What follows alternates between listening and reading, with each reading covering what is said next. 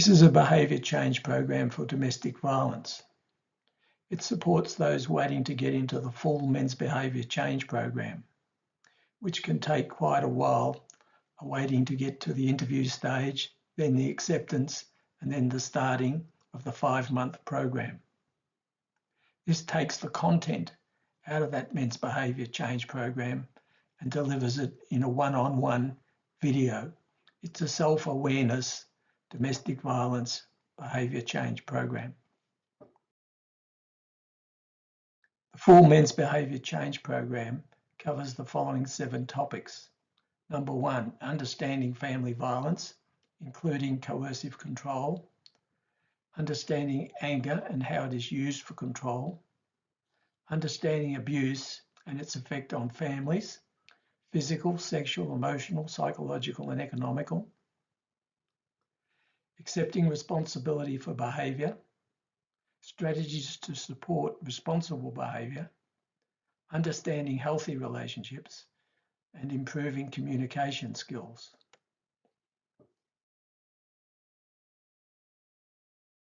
The full program provides an understanding of what is domestic violence. It includes coercive control, physical violence, sexual assault, emotional abuse, stalking, financial abuse, and technology facilitated abuse. We'll go on and have a look at each one of these in detail.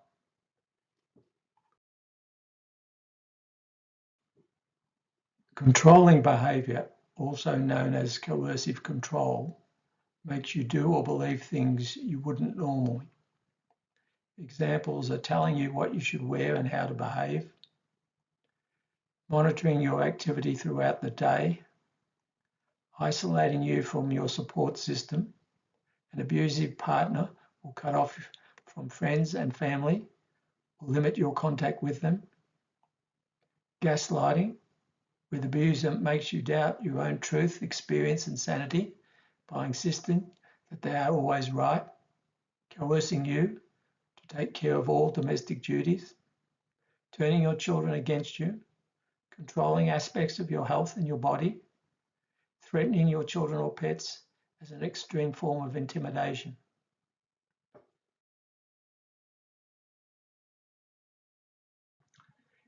Physical violence is any violent behaviour or threats of violence.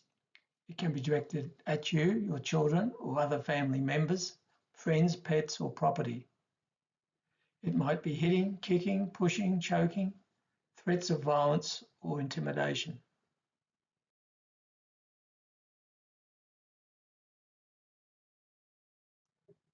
Sexual assault is any sexual behaviour you don't want, such as being forced into sexual activity against your will or inappropriate touching. This includes being coerced or manipulated into sexual behaviour. Emotional abuse is any behaviour that makes you feel worthless and put down. This can include yelling, insulting, calling you names or a slur, and swearing. Stalking is behaviour to harass or intimidate. This could be repeated phone calls or messages, unwanted or obsessive attention, someone following or monitoring you. Financial abuse is behaviour limiting your access to money. The warning signs might be taking or using your money without permission, not being allowed to work, having to account for how you spend your money, forcing you to get money from family or friends, withholding financial information from you. Technology facilitated abuse is where someone monitors what you do online. This may include checking your computer and phone use, using spyware on your phone to track you, publishing intimate photos of you without your consent, sharing or threatening to share photos or messages with the intention of outing your sexuality or gender identity, putting you at risk of stigma, discrimination or harm.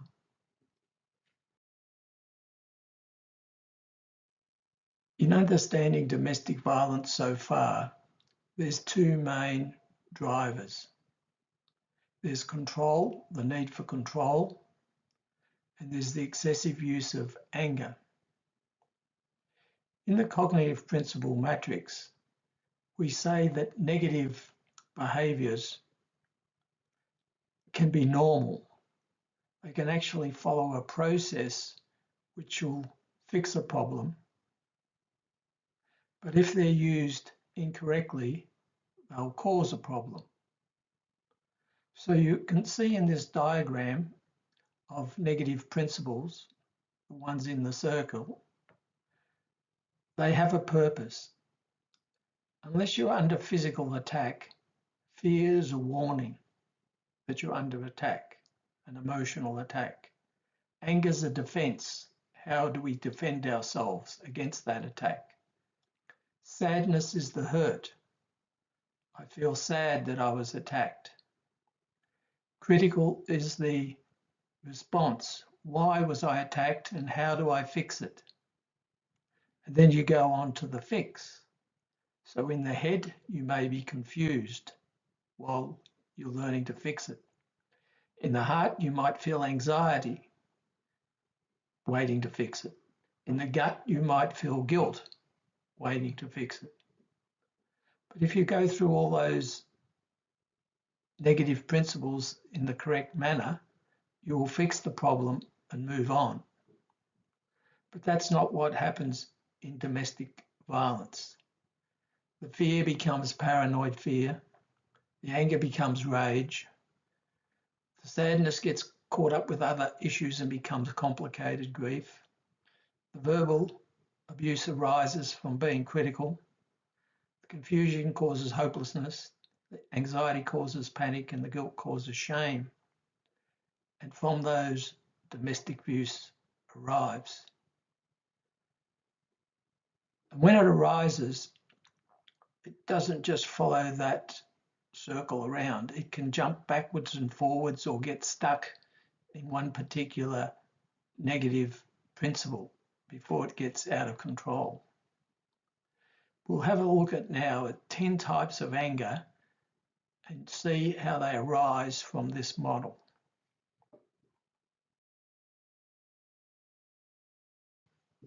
The types of anger we'll look at are manipulative anger, deliberate anger, explosive anger, chronic verbal anger, displaced anger, revengeful anger, habitual anger, addictive anger, moral anger, and paranoid anger. And these all come out where we get stuck on a particular part of the cycle that we talked about in the previous slide, or we start combining different aspects of the negative principles, and together they cause a different type of anger.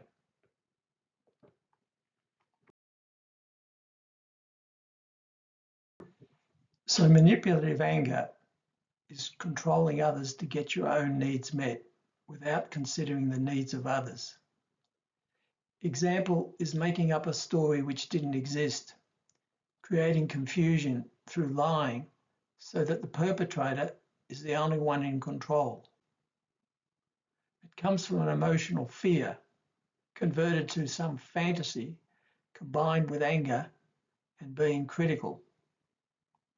The reasons for it is the fear of losing control and being exposed as a fraud or feeling grossly inadequate.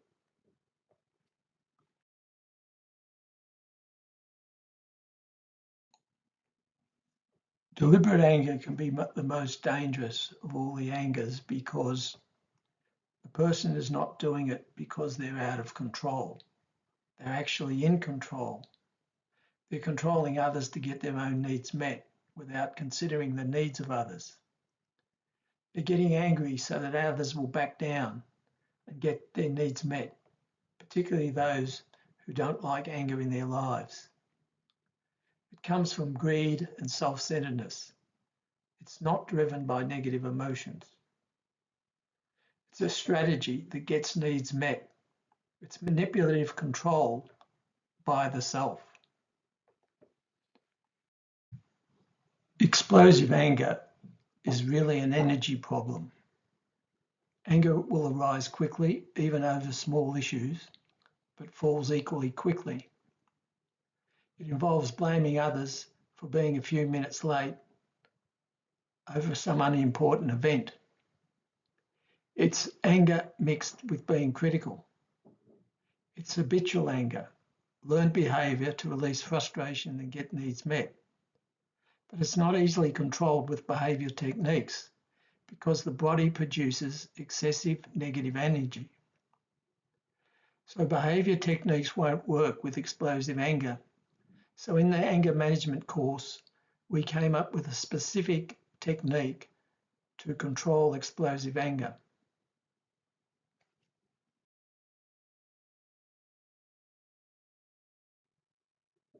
Chronic verbal anger. The answer's in the word verbal. The left brain uses words and the right brain uses emotions. A person who doesn't understand emotions, their own emotions or other emotions, tends to overuse words. So chronic verbal anger is using words to cover up their own emotions or control others' emotions. So it's controlling others' emotions and behaviour to get their own needs met without considering the needs of others. It's controlling all behaviours and telling the other person how to feel. It's a combination of paranoid fear, combined with anger and being critical. It's a fear of not being in control and losing a sense of identity. Displaced anger is where a person feels anger but blames someone else. An example is where a person is criticised by their boss but blames their partner when they come home. The emotion is anger mixed with being critical. It's habitual anger where the person wants to be assertive but can't and blames somebody else or something.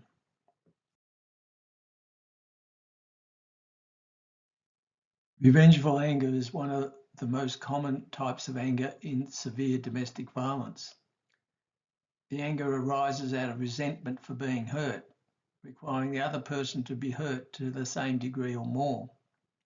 An example might be where their partner breaking off a relationship and they publish confidential photos on social media to hurt them. It's anger mixed with fear and sadness at being hurt. The reasons are habitual anger, requiring justice to be seen to be done so that the person doesn't feel they've been taken advantage of.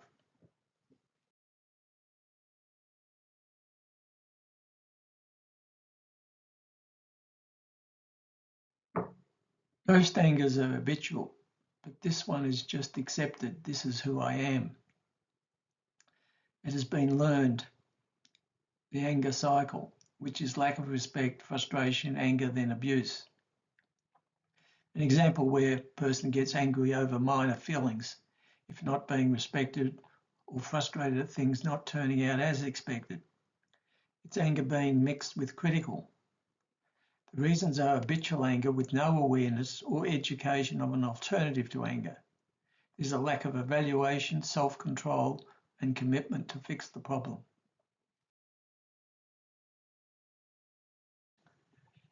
Addictive anger is like habitual anger. That is, it's learned, the anger cycle of lack of respect, frustration, anger, and abuse. However, it derives a lot of emotional energy from the anger. Example, a person uses anger to create energy to overcome fear, guilt, confusion, anxiousness, or provide motivation. It's anger mixed with any other negative emotion. It's habitual anger, but addictive because it provides a feeling of control that no other emotion can match. Moral anger is a type that's also seen in high levels of domestic violence. It occurs when someone gets angry whenever there's injustice being done. It uses anger to force others to accept their beliefs. If their standards are excessively high, then the anger can lead to abuse. Anger mixed with being critical and a fear of losing control. It's habitual anger based on excessive pride and self-centeredness in their values and judgments.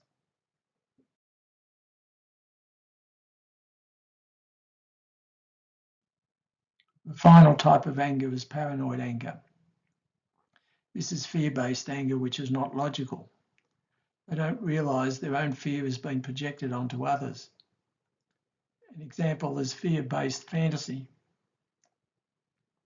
expressed as an unbelievable story to a logical person, such as everyone is conspiring against them.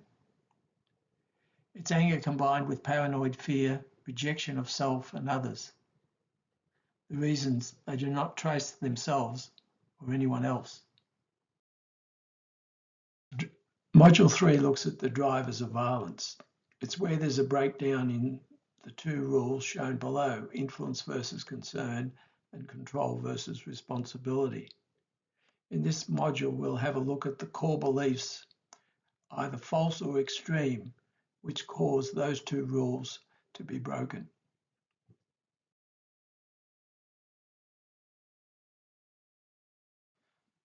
Drivers of family violence. Violence against a family member can be driven by a number of factors, including gender inequality. This includes unequal distribution of power, resources, and opportunity between men and women. Gendered stereotypes. These include the idea that men should be dominant, aggressive, and non-emotional. Exposure to trauma.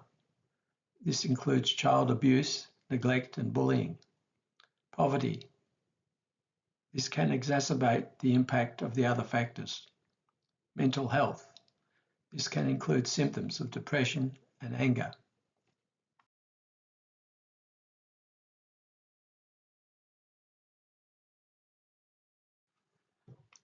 Other drivers of family violence are social norms.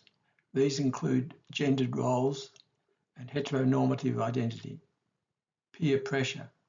This can include pressure to conform to dominant constructions of masculinity. Harmful alcohol use. This can amplify the severity and frequency of men's violence. Gambling. This can amplify the severity and frequency of men's violence.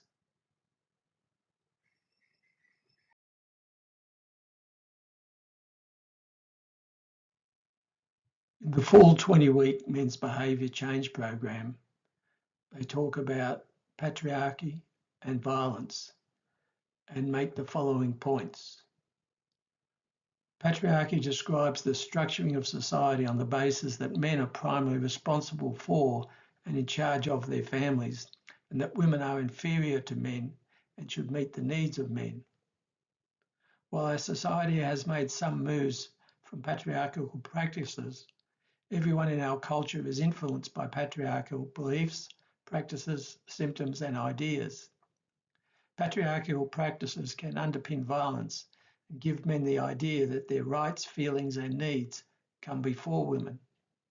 In respectful relationships, it is essential that each person's needs are respected and that one person does not see himself or themselves as being better or more important than the other.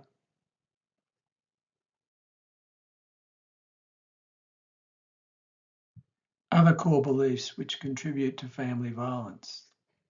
People use violence because they perceive a benefit from this behaviour. Some people enjoy being violent. Some people find it exciting to be violent. Some people enjoy feeling powerful when they're violent. Using violence can make other people feel responsible for your feelings rather than having to deal with them yourself. Using violence can punish people if you perceive an injury, threat, or put down from them. Using violence means that you don't have to use words to deal with difficulties. In Module 4, we have a look at the effects of violence on women, children, and families. The next two slides covers extracts from the Men's Behaviour Change Program. How does family violence affect mental health? Exposure to traumatic events can lead to stress, fear, and isolation. which may lead to depression and suicidal thoughts or behaviour. Survivors of domestic violence may internalise verbal abuse from their partner. They may blame themselves for their situation or feel anger and resentment towards themselves.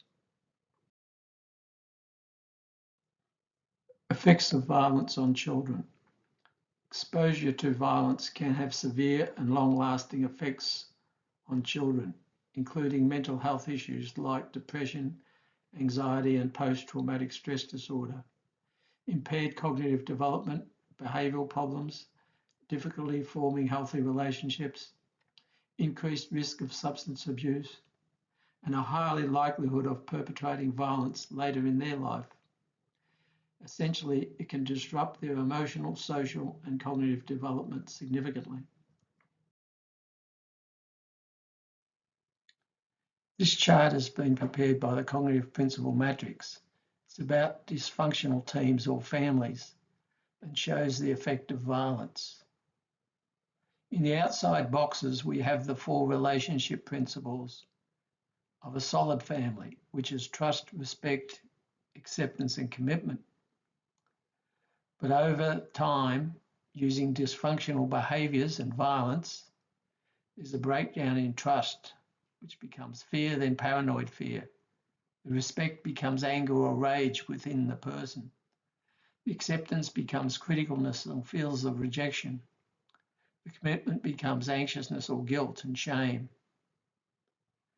And the dysfunctional person is the violent person in the middle of the circle. And they force everyone else to be dysfunctional. If it was just a 2-member couple family, a husband and wife, male and female, then the male is normally the dysfunctional person in these examples, and the female takes on the compliant or codependent person as the yes person, trying to protect the family or the couple from shame outside the circle. But they'll also have to accept roles. The dysfunctional person may become the hero or the clown. If they don't want to take responsibility for things, they'll make a joke of them, or they'll keep promoting themselves as the hero of the family.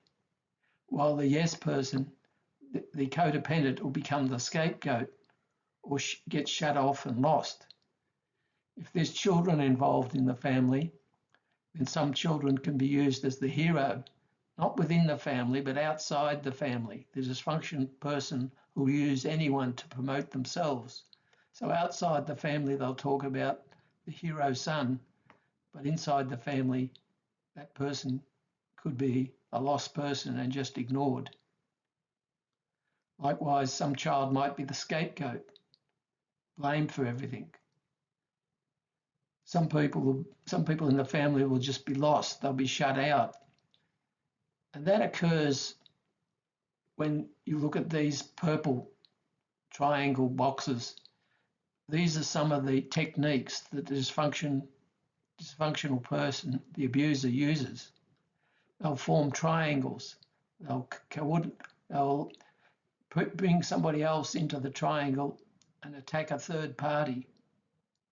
They'll use others to support them against someone. They'll have a victim who will become the scapegoat. They'll use close distance. They'll draw people in, think they're close to them, then cut them off. They'll use projection. They'll project their own problems onto the scapegoat. They'll use the gender if it suits them, that males have got superior roles to females. If anyone new comes into the organisation, like a married partner, a family member that's living in the house, they'll have to take on a role. There'll be special rules for some and not for others. The lost person will get cut off. There'll be team secrets where only some people know what's going on. These are all the roles that occur in a dysfunctional team or dysfunctional family and lead to the paranoid fear, the rage, the rejection, the shame in most of the family members. In the previous slide, we were looking at dysfunction. where the abuser kept everyone in a dysfunctional place. Here we're looking at the same thing, but in the form of the cognitive principle matrix. So when everything is functional and the family is operating well, they'll be operating at level 3, 4, 5, 6, and 7. And at level 5, there'll be trust and respect in acceptance and commitment.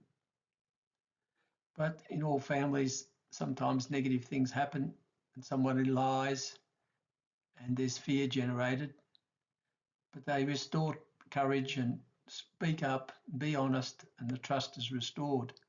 Some people will get angry, but they'll be assertive and get the respect back. And so this is the normal process when you're in a highly functional family. But when you have a dysfunctional abuser controlling the family, that person will themselves be operating at level 2, where they'll be living in their own fantasy full of conceit and greed and false self-confidence and delusion, self-entitlement and self-interest. So everyone is forced into a dysfunctional pattern themselves to support this person. So there'll be paranoid fear and rage and rejection and panic and hopelessness and shame and despair amongst all the other participants where the dysfunctional person has control, the abuser. And those people then are likely to develop trauma or major depression or panic attacks, or themselves develop addictions to escape from the false negatives. This is how abuse affects family members. This chart is looking at the effects of family violence on personalities of the family members. The dysfunctional person, the abuser, is typically a male who's overly controlling. He may be left or right brain. If he's left brain, he'll tend to overuse words and be verbally abusive. If he's overly right brain, he might be more expressive and use his emotions. The overly controlling person, the male, the abusive one, is normally overly negative.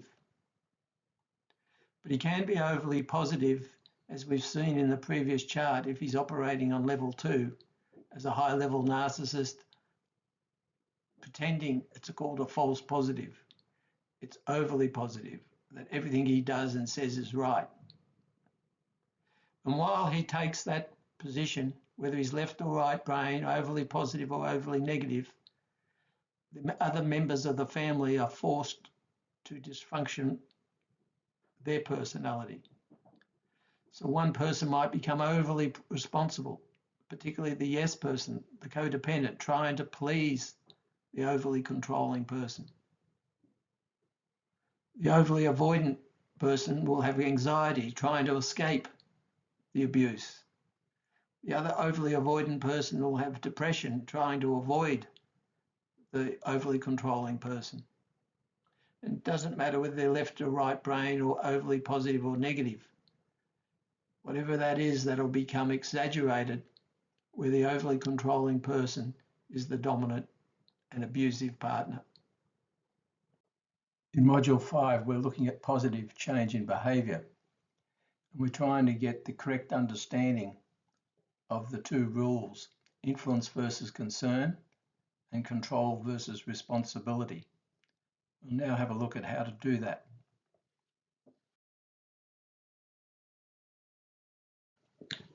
So in this chart, we're looking at control versus responsibility and influence versus concern. The definition of influence means we can do something about it. The definition of concern means we can do nothing about it. Therefore, if we try and take control or responsibility when we have concern, we'll end up with a problem. If control and responsibility are equal and we've got influence, then we'll feel secure within ourselves and our behaviour outside ourselves will be appropriate. If we're overly responsible in the top left-hand box, overly responsible to be accepted, and we start forcing acceptance. I'm right, you're wrong. If we're overly controlling to feel secure, we become aggressive with our anger, trying to force control. If we have low responsibility, feeling inadequate, we blame self and often get control through threatening self-harm. If we have low control, feeling resentful, we'll blame others and can have revengeful anger. So we see it's very important that control and responsibility are balanced, and we use it with influence, not concern. If we have concern, we just unconditionally accept that we can't do anything about it.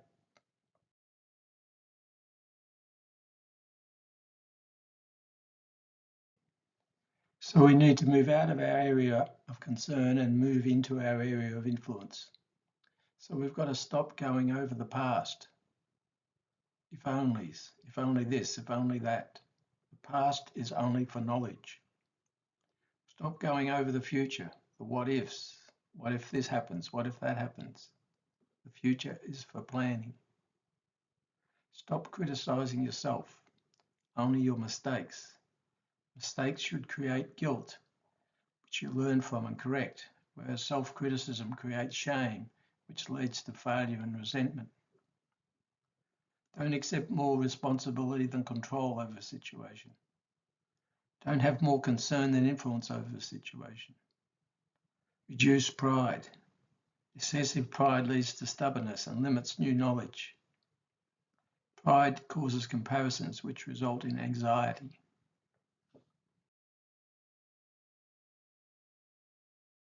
Reduce excessive self-centeredness. It is the basis for making comparisons and causing destructive anxiety. One form of self-centeredness is perfectionism, which is about getting what is right for me. Get rid of resentment. It is the cancer of the emotions, which reduces your ability to grow. If you feel resentment against someone, then they are still controlling you. Don't go outside yourself to find principles. That is courage in alcohol, acceptance through people-pleasing, control and security through perfectionism, respect through anger. Don't treat negative principles such as fear, anger, and anxiousness as bad, as they have a positive purpose if used to correct the behaviour. Now move into your area of influence. Stay in conscious control.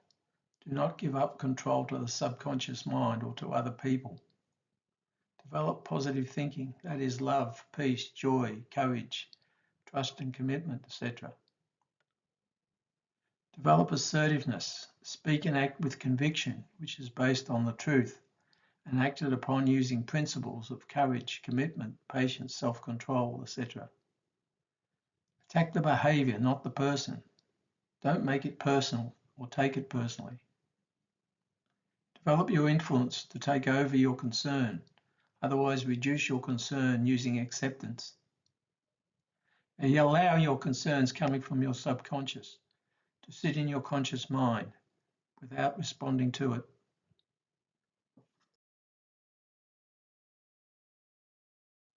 Increase humility. Humility involves self-acceptance of strengths and weaknesses without pride or self-criticism. Humility involves no comparisons. Therefore, it promotes peace and calm. Increase giving principles such as love, joy, peace. It creates more love, joy, and trust in yourself. Forgiveness is an important part of giving. It reduces resentment and anxiety. Give unconditionally, using rules, boundaries, and consequences, which are fair and enforced. Be aware when your conscious and subconscious mind are out of alignment and take action to resolve the issues by transferring control to your conscious mind. When facing negative principles such as fear, anger, and anxiousness, don't make it or take it personally. Treat it as a process for growth.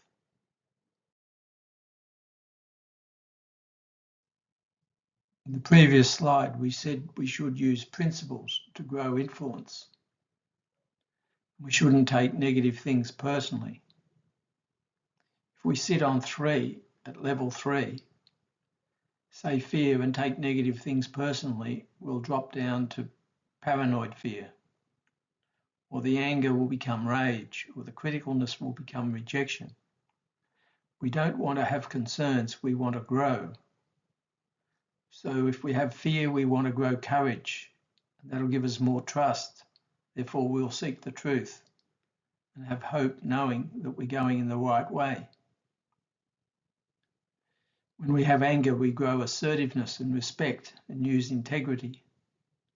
When we're critical, we evaluate, then we accept or reject. Seek justice. When we're anxious, we develop calmness, we commit and have assurance about our actions. When we're confused, we have patience, develop empathy, and arrive at clarity.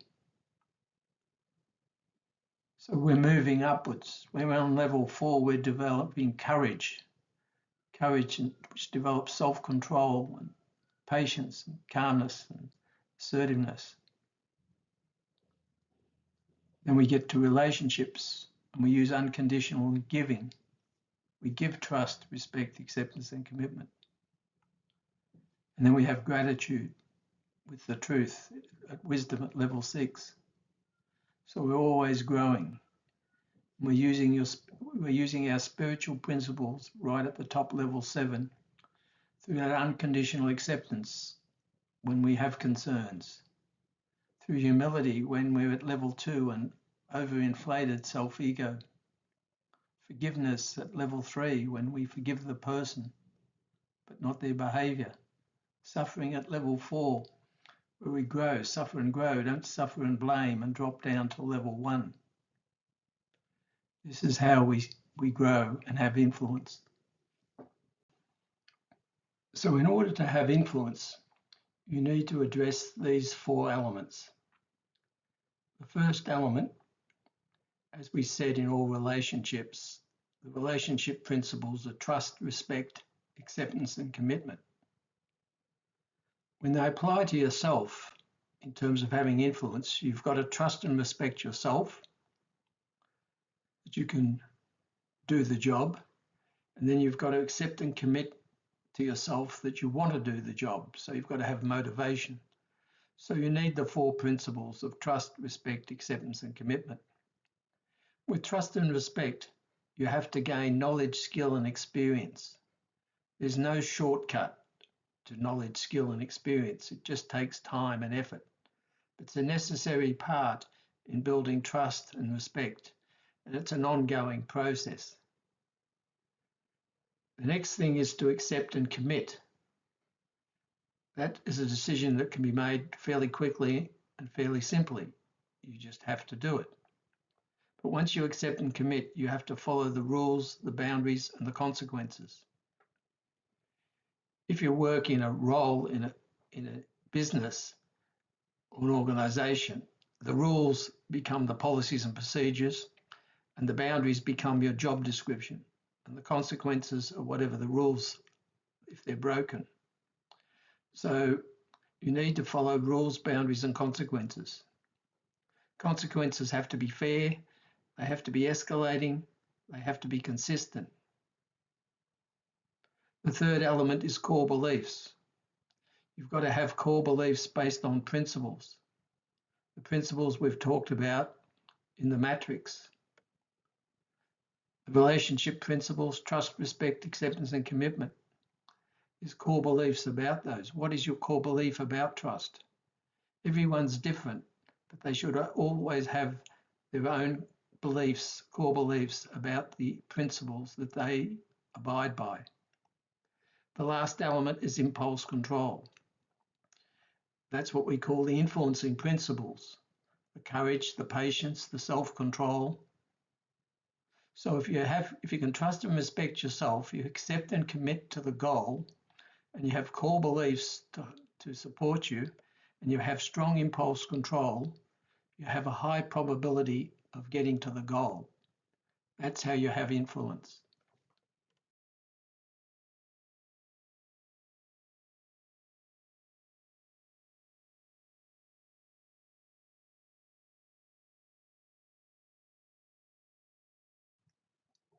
We're looking at this section on communication.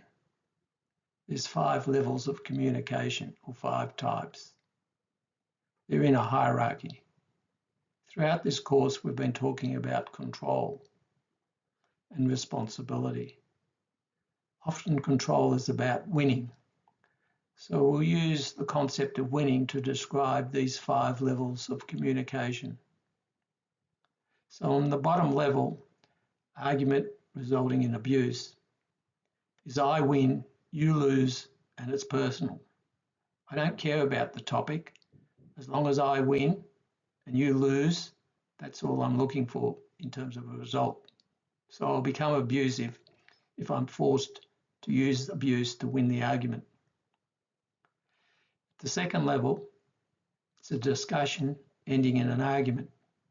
It's I win, you lose. It's not personal, but I'm always right and you're always wrong. So I'm going to prove that. Can deteriorate down to an argument. At level 3, it's a dialogue. It can end up as a discussion.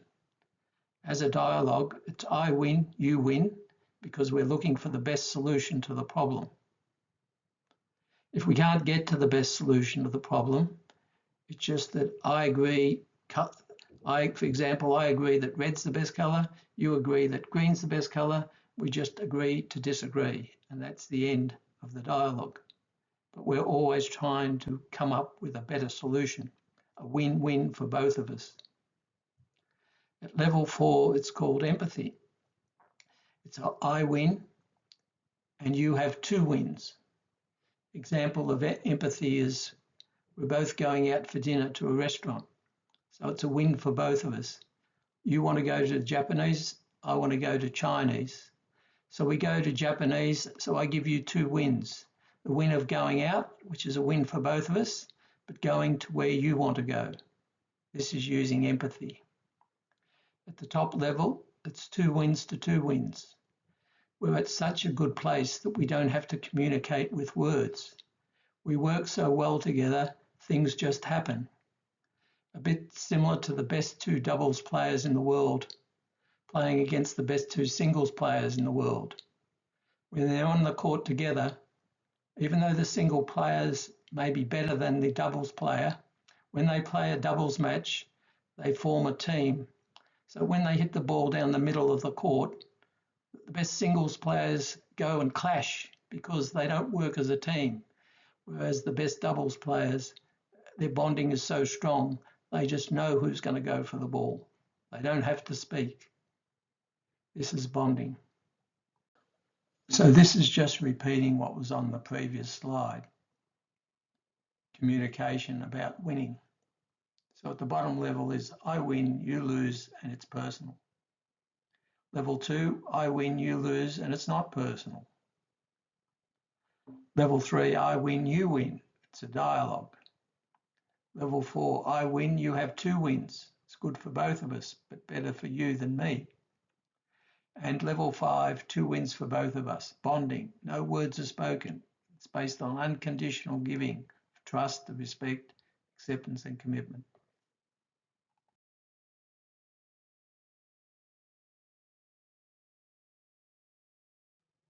When you start a communication, you should at least try and start at level 3, that is to achieve a dialogue.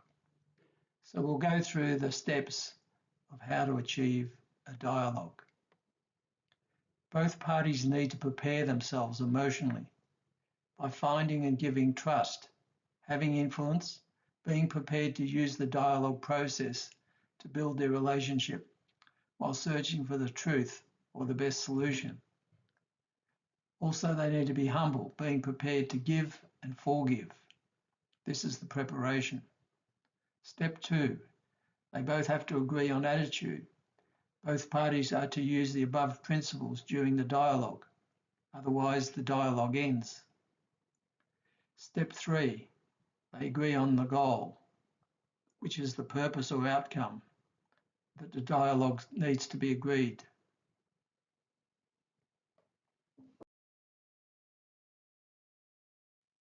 To start the process, the first party presents an idea or view. The Second party then adds positives to that view, but no negatives or criticisms. The first party then presents negatives to the ideas presented so far. The second party then presents other negatives, but only if they can add a new alternative. The first party then adds positives to that view, but no negatives or criticisms. The process is repeated until an outcome is reached. The reason for doing this way is that when the second party has to add positives at the second step there, their attitude changes from one of being critical, thinking about why they don't like the idea, for going into a positive frame of mind, having to find a positive, even though at the start they mightn't think there's one there.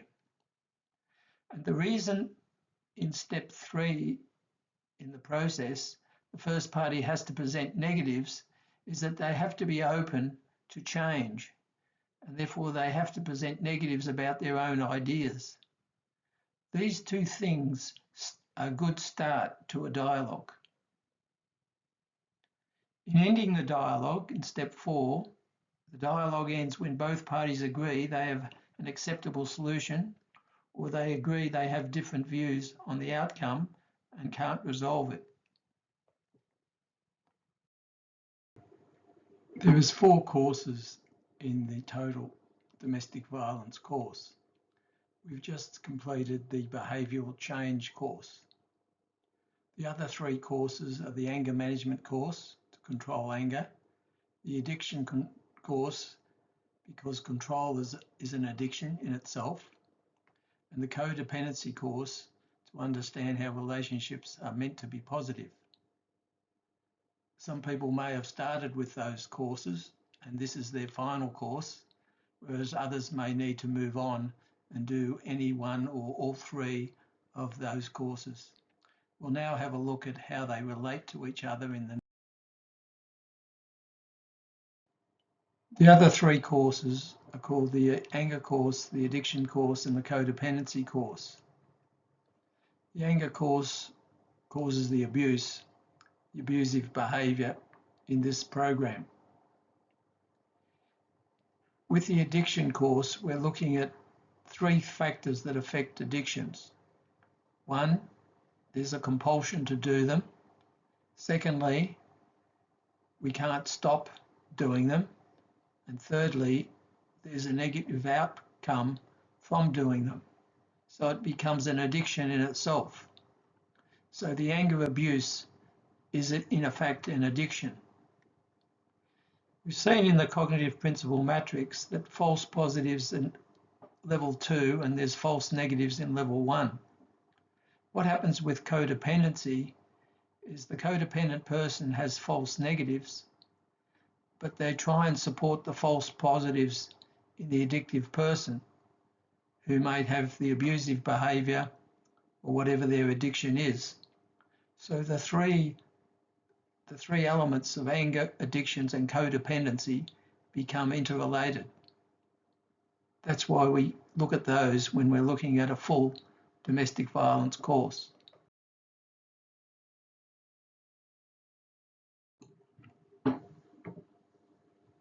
So for domestic violence counselling, we're looking at the full 4 courses. The anger management course, the 12-step addiction program, and the codependency course. We've just been through the behaviour change program, which took a lot of content from the men's behaviour program, which is a full 20-week program, often mandated for people who've committed domestic violence or have AVOs against them. This is an abridged version of the ideas which are included in the full men's behaviour change program. So when we bring all those factors together, we've got a full 14 module program to address domestic violence.